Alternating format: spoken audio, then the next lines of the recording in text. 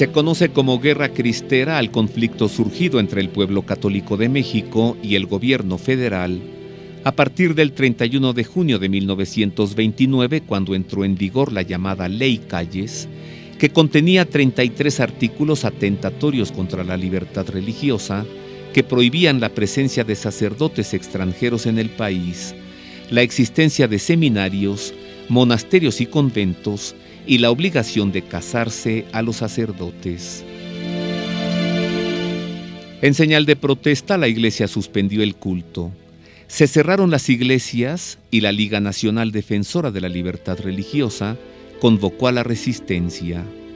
Para enero de 1927, luego de violentas represiones por parte del ejército, el pueblo se sublevó en el occidente del país al grito de ¡Viva Cristo Rey! Algunos sacerdotes se unieron a las revueltas, pero la mayoría optó por la resistencia pacífica. El conflicto cristero costó a la nación más de 250,000 muertos en un país de 18 millones de habitantes que venía de sufrir 10 años de revolución. En 1929, la cercanía de las elecciones presidenciales dio lugar a la coyuntura política que detuvo el conflicto. Durante la guerra, el Estado y la Iglesia habían mantenido negociaciones secretas que al fin acordaron la suspensión de la Ley Calles, aunque no su derogación, la amnistía a los rebeldes, la reapertura de las iglesias y la celebración del culto. Pero al final, una vez depuestas las armas, los cristeros inermes y sus familias fueron sistemáticamente aniquilados por las fuerzas gubernamentales. Con este marco de referencia comenzamos a hablar de estos otros militares cristianos, los cristeros, que al grito de ¡Viva Cristo Rey! Le dejaron muy en claro al gobierno mexicano que la fe de este pueblo no se toca. Como escribiera San Pablo en las Sagradas Escrituras, si te quitan la fe, te quitan todo. Y este México sabe gritar, y sabe gritarle fuerte al gobierno cuando intenta cometer una injusticia o un atropello. Vamos a conocer al verdugo, vamos a conocer al responsable, aquel que provocó la muerte de 250,000 mexicanos, solo porque a este señor pues no le gustaba persinarse. Plutarco Elías Calles, el gran error, la gran injusticia, la gran persecución, el gran atropello, el verdugo de los cristeros.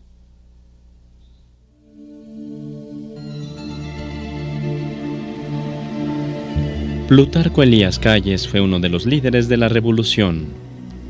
Asumió la presidencia de México en 1924 y su injerencia en el poder se extendió a los gobiernos de Emilio Portes Gil, Pascual Ortiz Rubio y Abelardo L. Rodríguez.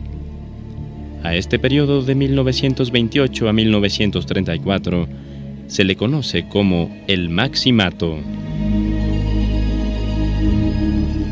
Calles fundó el Partido Nacional Revolucionario con la idea de gobernar mediante instituciones republicanas, pero sus ideas liberales y su intolerancia religiosa le llevaron a lanzar al ejército contra el pueblo católico de México. Bajo el gobierno de Venustiano Carranza fue gobernador de Sonora y secretario de Gobernación durante la presidencia de Álvaro Obregón. Ya como presidente de México en 1926, pidió al Congreso poderes extraordinarios para reformar el Código Penal y aplicar la Constitución de 1917.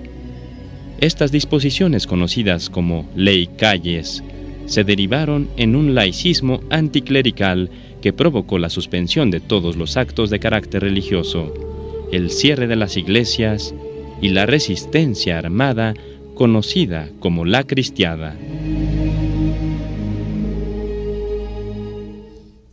Por un bando, el gobierno de México, que no el ejército, esto hay que decirlo, el ejército siempre es del pueblo, el ejército ha sido del pueblo, el ejército defiende al pueblo. Pero cuando llega un absolutista, como es este caso, y lanza al ejército contra el pueblo, pues surge un conflicto y a este conflicto se le llamó Guerra Cristera. Cuando ustedes escuchen estas notas que le estaremos presentando, la palabra liberal o liberales, entiéndalo como masones o masónico, pues suele llamársele así, ¿no? Para no decir la palabra masonería, pues se le llama liberalismo. Leyes liberales, leyes masónicas. No es invento, es la historia de México. Vea usted las fotografías, todos con su mandil, en sus logias masónicas, planeando atacar al pueblo en su fe para poder hacer con él lo que quisieran. Pero el pueblo reaccionó. Vamos enseguida a conocer a la contraparte, al jefe cristero. Me refiero al general Enrique Gorostieta. Vamos a conocer más de este conflicto, más de estos militares cristianos que tuvieron que armarse ante la injusticia y ante la persecución. Pero antes voy a hacer una pausa. Pero antes de la pausa le recomiendo que si usted quiere ver otra vez y leer y releer todas estas notas que estamos presentando aquí, las puede encontrar en el sitio vericreer.com.